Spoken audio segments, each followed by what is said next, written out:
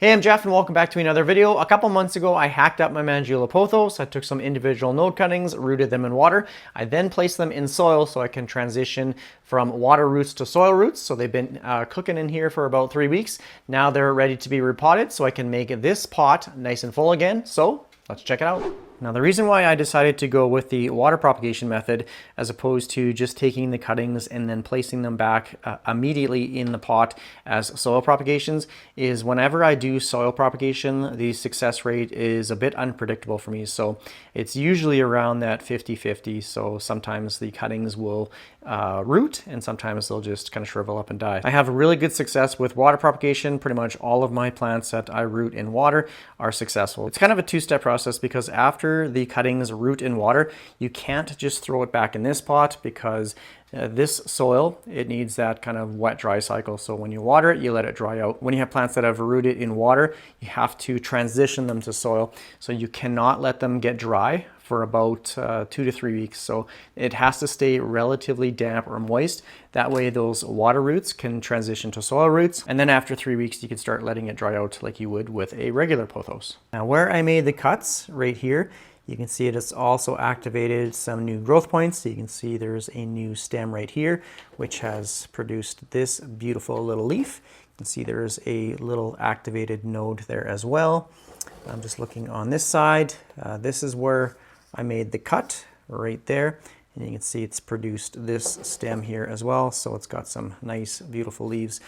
Some of these leaves are starting to turn yellow because I think the light that it is getting is just a little bit too bright. So it's starting to kind of bleach these out a little bit. But here's another cut that I made right there. You can see here's a stem. Beautifully variegated leaf right there.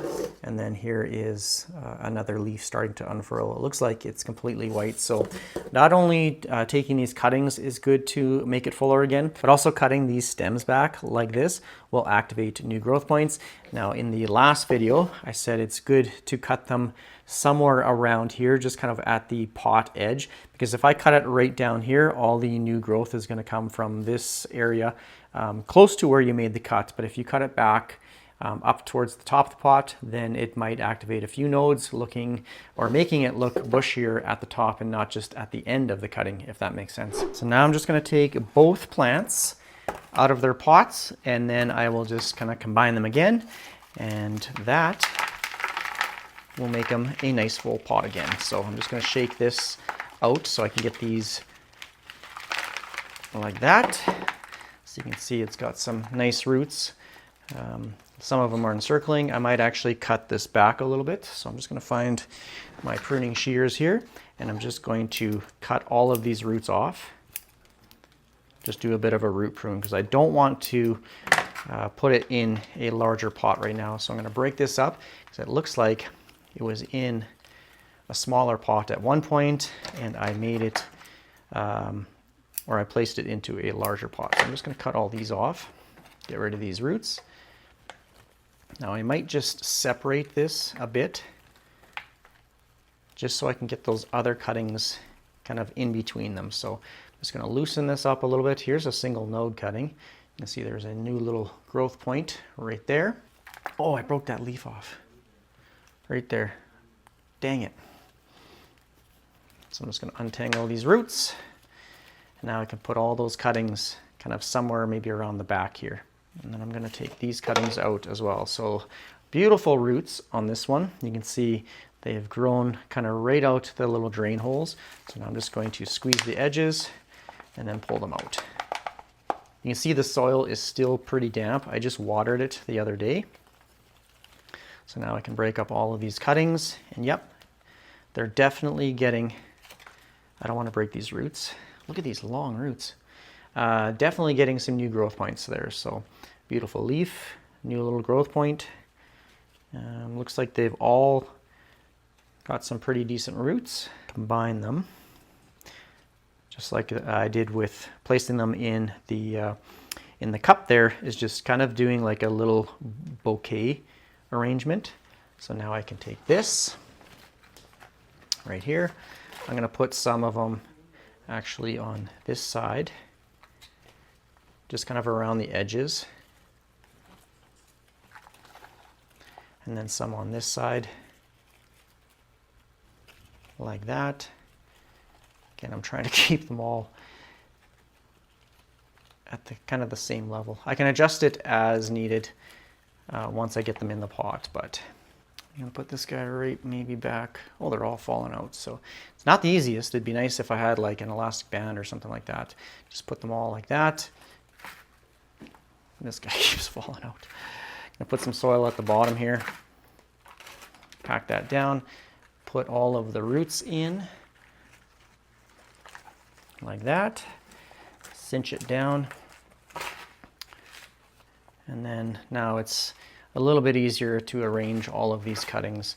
So I want this piece down like that, right in the soil, and then I can put one of these cuttings just to kind of cover it up a little bit,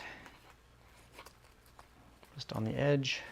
I'm gonna put this up in the top like that. Now all I'm gonna do is just stuff in the soil, making sure all of those roots are covered up. And just go around the pot. All the little growth points and all the leaves and stuff, they'll figure it out on their own. They'll kind of grow through the dirt and stuff like that. So here's what it looks like afterwards. It's not the easiest. Just kind of squish them down.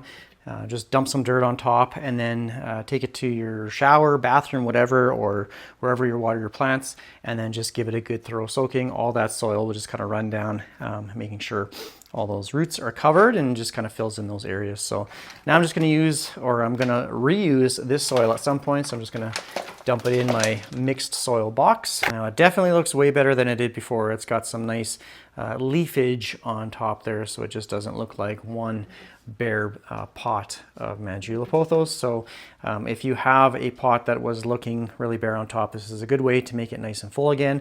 You know, down the road you can propagate it. Like this stem right here, I'll probably chop it up at some point, and then you can just keep repeating that process, and then you can upsize it into a larger pot as it gets more roots and more stems and that sort of thing. It's also a good method of making larger pots as well, because you can see it looks like there's 3 stems in this lemon meringue pothos pot here. So at some point I could chop this up.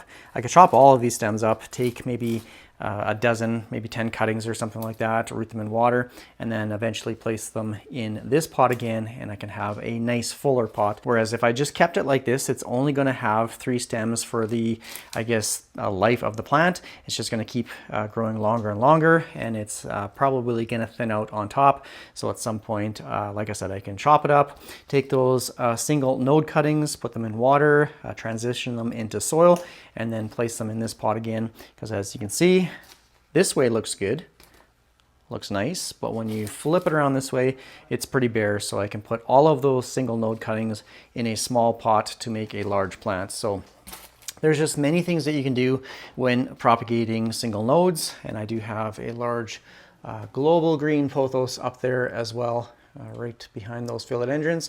That I want to chop up as well. So yeah, I'm really happy with how this turned out. My Mandula pothos doesn't look like just a gangly mess anymore. It's actually got some substance to it. So it's just gonna look better and better as those individual nodes start to push out new vines, and it can become a nice trailing plant again. And of course, make sure your cuttings, whether they're rooting in water, soil, or whether you're propagating them, they're in a pot, just make sure that they get sufficient light. Pothos, they don't need a ton of light. This one, I would say probably in that maybe 250 to 500 foot candle range is ideal. But yeah, I think that's gonna be pretty much it for this video. If you have any comments or questions, please leave it down below in the comment section. I do appreciate all the support. Thanks for watching my videos, everyone. Take care.